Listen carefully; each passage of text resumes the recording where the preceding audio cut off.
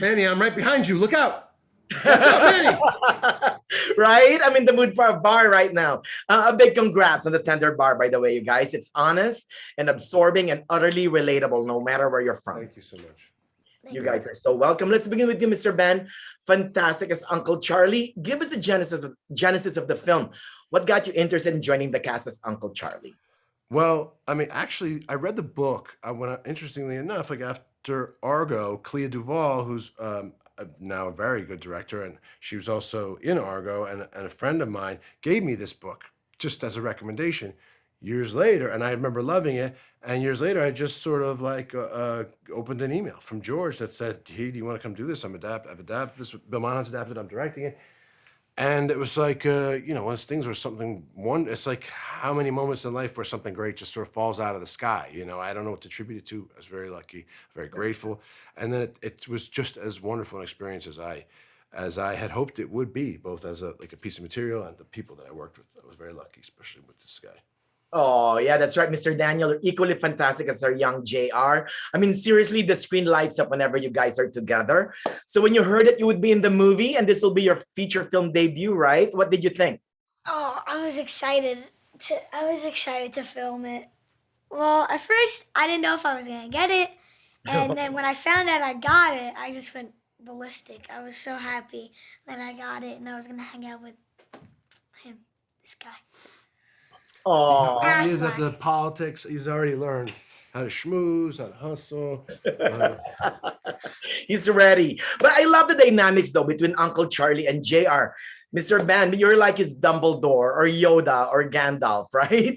Talk to us about Yes, that. I've hit that age in my life. I'm playing Dumbledore. Yeah, he's a really important, meaningful figure, and as so many young people, who have a real drive or a sense of self, or or something they really love and believe in.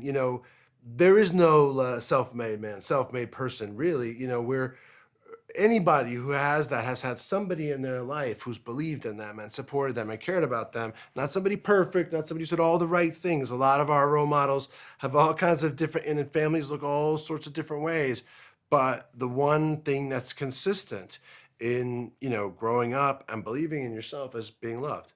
Well, yeah, and you know what? It's kind of like, you're looking for an inspiration, but that inspiration could be right in front of you all along. Am I right?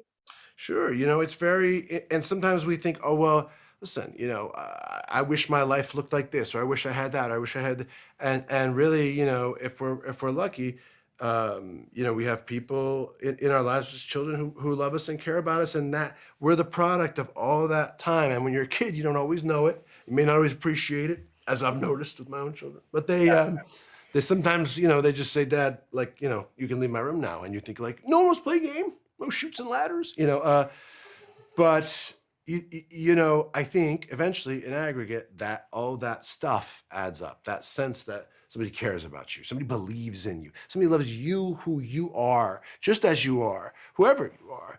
We are all worth a need to be loved and seen, and that thing can get us through. Boy, it can get you through a lot of hard times later on in life. And if you don't have it, you're in trouble.